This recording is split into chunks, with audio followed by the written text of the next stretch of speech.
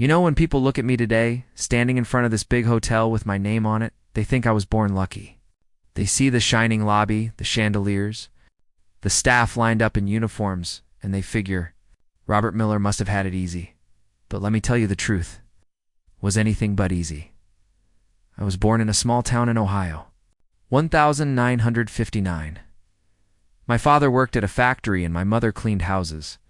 We didn't have much, but we had enough to survive.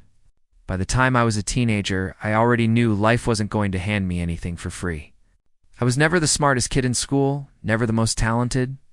I had average grades, average looks, and for the most part, an average life. But deep down, I had this burning desire. I wanted to build something that was mine. When I was 20 years old, my father passed away. Suddenly, I wasn't just a boy anymore. I had to become the man of the house. My younger sister was still in school, my mother was struggling, and money was tight. I worked odd jobs cleaning loading trucks, washing dishes, whatever paid a few bucks. But no matter how hard I worked, the money never seemed enough. One winter morning, I was walking down Main Street, hands in my pockets, when I noticed a little empty corner shop. It wasn't anything fancy, just a rundown space with peeling paint and a rusty door. But something about it caught my eye. I thought to myself, what if I opened a small tea stall right here? People in town love coffee, but no one sells good tea. It sounded crazy. I didn't have business experience. I didn't have money. I didn't even know how to run a stall. But I had two things: stubbornness and a dream. I went to the bank, and of course, they laughed me right out the door. A tea stall? That won't survive in this town, they said. Friends told me I was wasting my time. Even my mother, God bless her, worried I was setting myself up for disappointment. But I couldn't shake the idea. So, I took the little savings I had, just a few $100s, and rented that shabby shop. I bought secondhand chairs, a couple of kettles, some mugs, and a big sign that read, Miller's Tea Corner. The first day. I woke up at 4 a.m. I cleaned the place, boiled water, and set out jars of sugar and milk. I told myself, Robert, today is the day your life begins.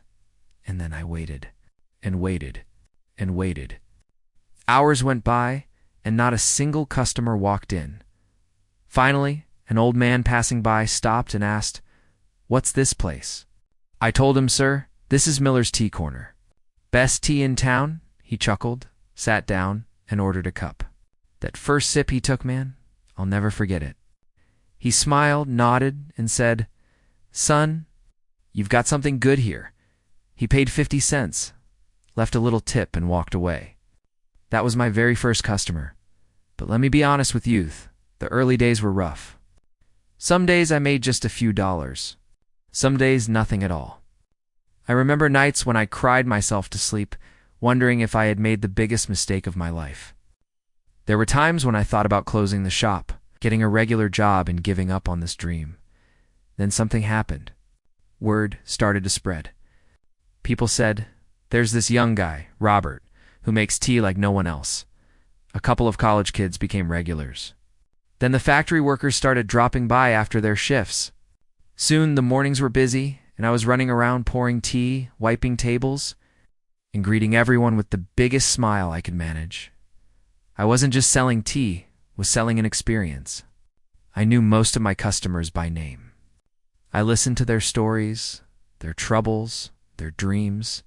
For those few minutes, Miller's Tea Corner wasn't just a stall. It was a home away from home. One evening as I was closing up, a businessman walked in. He ordered a cup, sat quietly, and then told me, "You've got potential, kid. Ever thought about expanding?" I laughed and said, "Sir, I can barely pay my bills. Expand?" You must be joking. He didn't say much after that, but his words stuck with me. The next few years were all about survival. Every dollar I earned, I saved. I didn't buy fancy clothes. I didn't go out partying. I poured everything back into that little shop. I upgraded my kettles, bought better furniture, even painted the walls.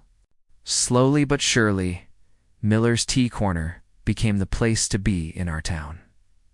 But success, even small success, comes with challenges. A big coffee chain opened nearby, and suddenly, I was the underdog again. People told me, "Robert, you'll never compete with them. Just shut down," but I wasn't ready to quit. I decided if I couldn't beat them on size, I would beat them on heart. I doubled down on quality, added homemade snacks, and made sure every customer felt like family.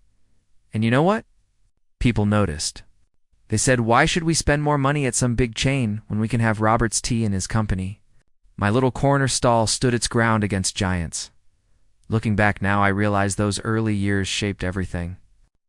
The sleepless nights, the empty pockets, the rejection, they taught me resilience. They taught me that success doesn't come to those who wait for the perfect moment.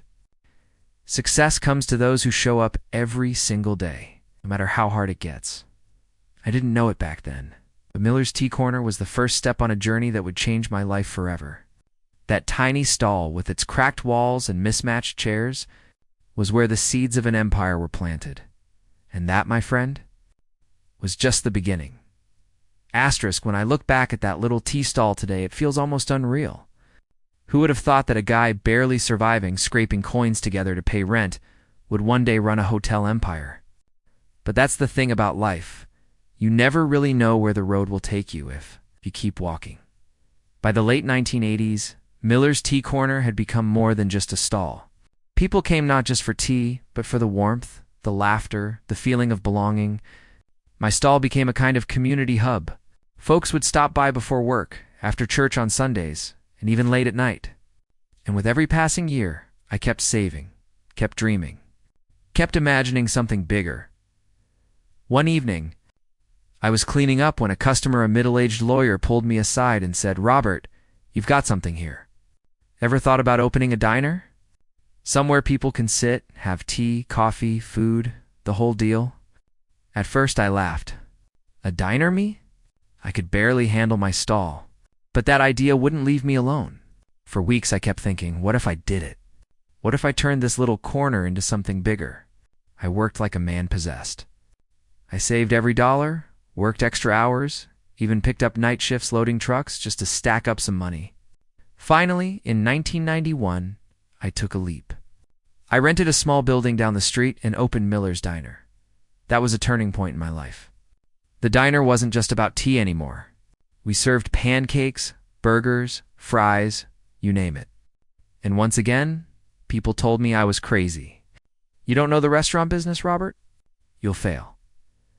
But I had learned something important from my tea stall days. People don't just buy food. They buy how you make them feel. So I kept doing what I did best. I welcomed every person like family. I made sure the food was simple but top-notch. And slowly, just like before, word spread. Families started coming in. Truck drivers made us their stop. College kids hung out for hours. Before I knew it, Miller's Diner was packed on weekends. But with success came new challenges. Running a diner was 10 times harder than running a stall. Staff problems, supplier issues, late-night hours, it nearly broke me. There were nights I sat in the back, head in my hands, wondering if I had bitten off more than I could chew. One night, my cook didn't show up, and I had to flip burgers myself for hours. My clothes smelled like grease, my back hurt, and when I got home, my mother looked at me and said, "Robert, why are you doing this to yourself?" And I told her, "Because, Mom, I'm building something that'll outlive me." That diner survived. Not only survived, it thrived. A few years later, I opened another one in a nearby town. Then another. By the late 90s, Miller's Diner was a small chain, but I didn't stop there. Somewhere deep inside, that little boy from Ohio still dreamed bigger. I wanted to build a hotel. Now let me tell you, that dream sounded insane even to me. Hotels were for the rich guys, the big investors, the corporations.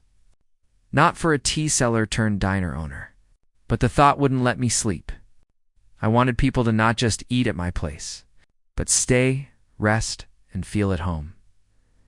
In 2002, after years of saving, begging banks, and convincing investors, I finally bought a small, rundown motel off the highway. It was ugly. The carpet smelled, the walls were cracked, and the sign barely lit up. But to me, it was gold. I rolled up my sleeves and got to work. I painted rooms, fixed plumbing, changed sheets myself. My wife and I even cleaned bathrooms in those early days because we couldn't afford staff. For months, hardly anyone booked a room. But I remembered my tea stall days. I remembered that old man who smiled at his first sip. I told myself, give people an experience they'll never forget and they'll come back. And that's what we did. We treated every guest like royalty, even if they paid $20 for the night. Free tea, warm smiles, handwritten notes on pillows. Slowly, reviews started rolling in. Word spread. Travelers told their friends, stay at Miller's. It feels like home. That tiny motel turned into something special. Within 5 years, I had enough profit to buy another property, then another. I kept reinvesting, never taking shortcuts, never forgetting the values that started it all. By the time 2010 rolled around, Miller's hospitality had grown into a recognized name, but I'll be honest, it wasn't smooth sailing. The 2008 financial crisis nearly killed me. Travel slowed down, people stopped booking, and I was drowning in debt. I remember sitting in my office late one night, staring at bills, thinking this is it. This is where the dream ends. But then I remembered my father's face. I remembered my tea stall. I remembered the nights I cried and still showed up the next day. And I told myself, if you quit now, Robert, you'll regret it forever. So I fought. I cut costs, restructured loans, even drove guests to the airport myself when staff quit. It wasn't pretty, but we survived. And when the economy bounced back, so did we, stronger than ever. Fast forward to today, I'm 65 years old, as I stand in the lobby of Miller's Grand Hotel, a 7-star property.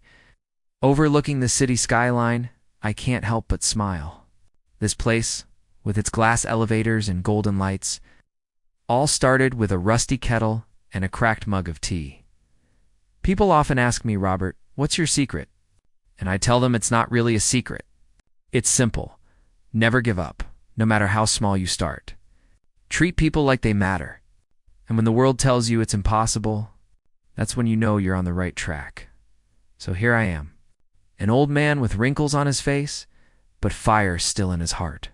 Telling you this, if a tea seller from Ohio can build a hotel empire, then my friend, you can do anything, and that's my story.